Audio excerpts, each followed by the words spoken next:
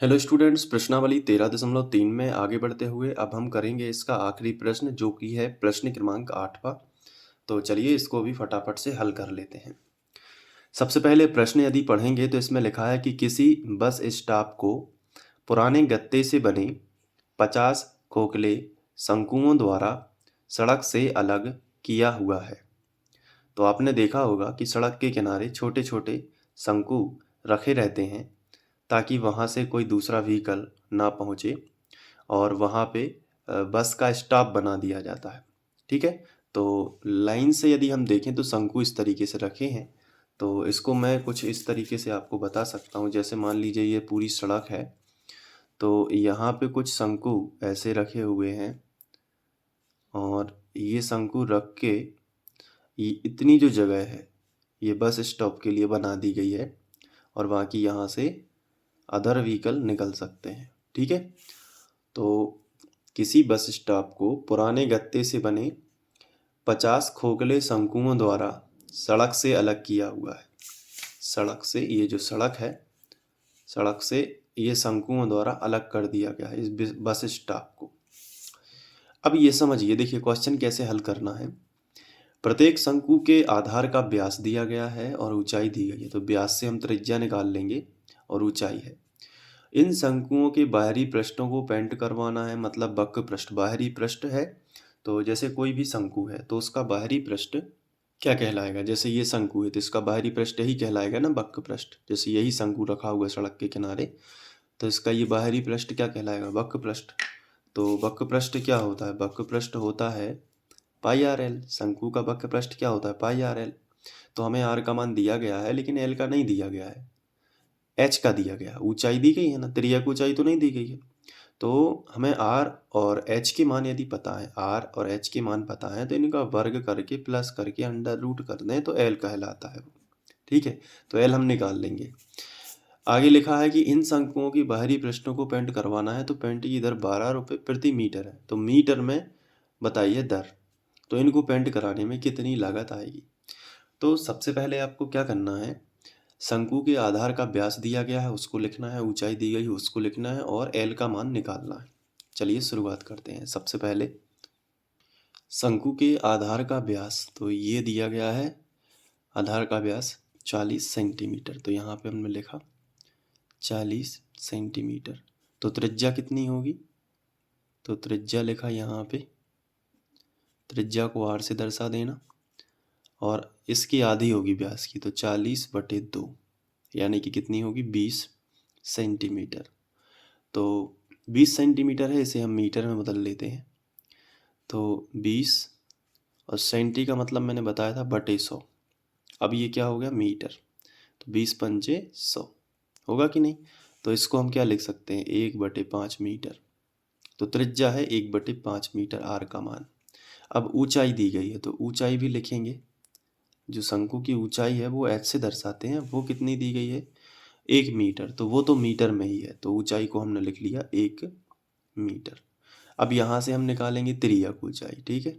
तो यहाँ पे लिखा तिर्यक ऊंचाई।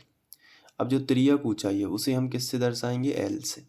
तो एल का फॉर्मूला क्या होता है, अंडर रूट एच वर्ग प्लस आर वर्ग। कुछ भी लिख सकते हैं, आर वर्ग एच वर्ग पहले, या तो आर वर्ग पहले लिख दो एच वर्ग बाद में लिख दो, तो कोई टेंशन नहीं।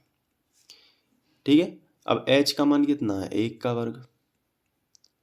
आर का मान कितना है, 1/5। तो यहाँ पे लिख दो 1/5 और वर्ग लगा दो। तो एल बराबर कितना होगा, 1 का वर्ग 1 ही होता है, 1 का वर्ग 1 और 5 का वर्ग 25। तो एल बराबर अंडर रूट 25 एकम 25, यहाँ पे गुणा होगा पहले तो, क्योंकि एलसीएम कर रहे हैं तो इस तरीके से करेंगे। 25 एकम 25 और एक 26/25। 25 फिर बटे ज्यों का त्यों, 25 इसमें गुणा करेगा और बटे में ही रहेगा। तो 25 एकम 25 फिर प्लस 1 हो जाएगा तो कितना होगा, 26/25। तो 26/25। तो ये एल का मान है, मीटर में आएगा तो ये एल है मीटर में। अब इसको यदि हम कैंसिल करें तो 25 एकम 25, यहाँ पे करेंगे 25 एकम 25 बचा 1 है ना, तो दशमलव आएगा। तो देखिए मैं इसको भाग करके बताता हूँ, नहीं तो आप कंफ्यूज हो जाओगे। इसको अलग से बताता हूँ। यहाँ पे देखिए, जैसे 25 26/25 है ना, यही है ना, इस तरीके से। तो अंडर रूट को थोड़ी देर के लिए भूल जाइए, तो 26 भागित इस तरीके से 25 करेंगे, यानी कि ऊपर वाली संख्या जो है वो भाग के चिन्ह के बीच में लिखी जाती है और नीचे वाली साइड में। तो 25 एकम 25, तो 26 में से 25 चले जाएंगे, बचेगा 1। अब इसमें तो भाग जाता नहीं है, तो यहाँ पे दशमलव हो जाएगा, यहाँ पे 0 अभी भी नहीं जा रहा, तो यहाँ पे 0 एक और यहाँ पे 100। तो 25 दूनी 50 और 25 चौके 100, तो 1.04। तो ये अंडर रूट के अंदर मिलेगा 1.04, मिलेगा कि नहीं मिलेगा इस तरीके से। और क्वेश्चन में हमें संकेत दिया गया है कि जब भी आपको 1.04 प्राप्त हो, जब भी आपको 1.04 प्राप्त हो तो आप उसको 1.02 लिख सकते हैं। अंडर रूट यहाँ तक है तो उसको 1.02 लिख सकते हैं। तो मैं यहाँ पे क्या करूँगा, एल का मान वही संकेत के अनुसार 1.02 ले लूँगा मीटर में, क्योंकि सभी मान कैसे थे, मीटर। तो एल का मान आ गया। अब हम क्या निकाल सकते हैं, वक्र पृष्ठ। तो नए पेज से शुरू करेंगे, वक्र पृष्ठ लिखेंगे, इसलिए शंकु का वक्र पृष्ठ, शंकु का वक्र पृष्ठ। तो शंकु का वक्र पृष्ठ क्या होता है, पाई आर एल होता है कि नहीं। अब पाई का मान इन्होंने बताया 3.14 रखना है, संकेत में आप क्वेश्चन देख सकते हैं। तो 3.14 यहाँ पे रखेंगे। आर का मान हमें दिया गया है कितना, हमने निकाला था 1/5। मैं आपको दिखा देता हूँ, ये देखिए 1/5। और एल का मान अभी निकाला है 1.02, है ना। तो अब देखिए कैसे कैंसिल होता है, तो 102 नहीं होता है, 5 दूनी 10, फिर यहाँ पे, तो ये तो नहीं होगा। तो अब क्या करेंगे, 3 से 14 गुणित 1.02 करेंगे और फिर जो आंसर आएगा उसे 5 से भाग कर देंगे। तो रफ में कर लेते हैं, दशमलव भूल जाते हैं थोड़ी देर के लिए। तो ये होगा 3 से 14 और ये होगा 102। अब 2 से करेंगे, 2 चौके 8, 2 एकम 2, 2 तिया 6। 0 का करेंगे तो 0 0 0 3 बार आएगा, क्योंकि 3 जगह 0 होगा। फिर इसके बाद 1 का करेंगे तो 314 ही आएगा। प्लस कर लेते हैं, तो यहाँ पे क्या आएगा 8, यहाँ पे क्या आएगा 2, 6 4 10, 10 का शून्य हासिल आ जाएगी 1, 1 और 1 2 और 3। तो ये आया इतना। अब कितने अंक बाद दशमलव लगना है तो चेक कर लीजिए, 2 अंक ये है और 2 अंक ये है, तो टोटल 4 अंक, 1 2 3 4 यहाँ पे आएगा। ठीक है, तो कितना हो गया 3.20। तो इतना आया। ठीक है, अब इसका जो है हम यहाँ पे लिख भी सकते हैं, जैसे लिखेंगे 3.2028। ठीक है, और बटे में कितना रहेगा 5, तो 5 से भाग भी कर देते हैं। अब तो देखिए हम 5 से भाग भी कर सकते हैं, और अगर चाहें तो यहाँ पे इतना ही रहने देते हैं, क्योंकि क्वेश्चन में आगे लिखा है कि इस तरीके के कितने शंकु हैं, 50। तो जब एक शंकु का वक्र पृष्ठ इतना है तो 50 का कितना होगा, तो हम लिखेंगे 50 शंकुओं का वक्र पृष्ठ। तो 50 शंकुओं का वक्र पृष्ठ क्या होगा, 3.2028/5 और गुणित 50, तो 5 धाम 50 होगा कि नहीं।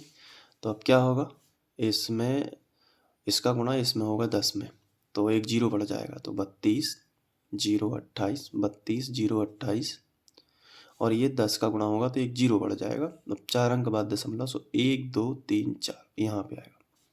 तो कितना आया 32.02। दशमलव के बाद 2 अंक ले लिए, ठीक है, इतना ही लेना है, बाकी छोड़ देना है। तो 50 शंकुओं का वक्र पृष्ठ इतना है, इतने मीटर स्क्वायर। लेकिन यहाँ पे क्वेश्चन में बताया है कि 12 रुपये प्रति मीटर स्क्वायर के लगते हैं। पेंट कराने की दर जो है वो 12 रुपये प्रति मीटर स्क्वायर है। तो इसको लिखेंगे कि पेंट कराने की दर, तो पेंट कराने की दर क्या है कि 1 मीटर स्क्वायर में पेंट कराने की दर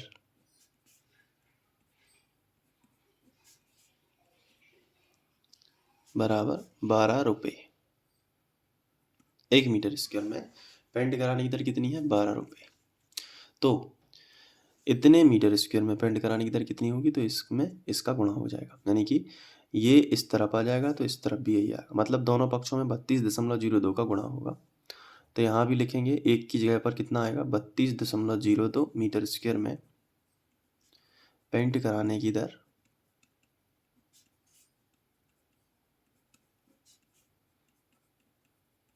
बराबर के नीचे बराबर 32.02 गुणित 12। ये देखो, तो अब बस इसका गुणा करना है। 12 दूनी 24, 24 की 4 हाथ से आ जाएगी 2, 12 शून्यम शून्य, 2 ज्यों का त्यों, 12 दूनी 24 की 4 हाथ से आ जाएगी 2, 12 तिया 36, 37, 38, 2 अंक बाद दशमलव यहाँ पे, तो 384.24 लगभग। तो ये लगभग आंसर आया है। आपका यदि आंसर आता है 384.33 या 384.36 तो भी वही है, ठीक है, क्योंकि 384 यहाँ पे मेन है, इतना आना चाहिए। दशमलव के बाद ये जो है ये लगभग मान आते हैं। क्यों? क्योंकि यहाँ पे जो है संख्याओं को छोड़ा जाता है, कोई किसी ने 2 अंक ले लिया, किसी ने पूरा अंक ले लिया, तो उससे जो है थोड़ा बहुत फर्क आ जाता है। तो आंसर भी ये भी है सही। तो आप इस तरीके से कर सकते हैं। तो अब आप इसको अच्छे से नोट कर लीजिए। ये देखिए, इस तरीके से आप कर सकते हैं। ये देखिए,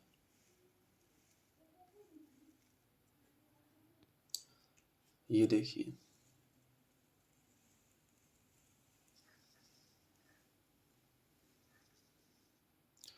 तो इसके बाद हम लोग करेंगे नेक्स्ट प्रश्नावली। तो मिलते हैं नेक्स्ट वीडियो में। Thank you.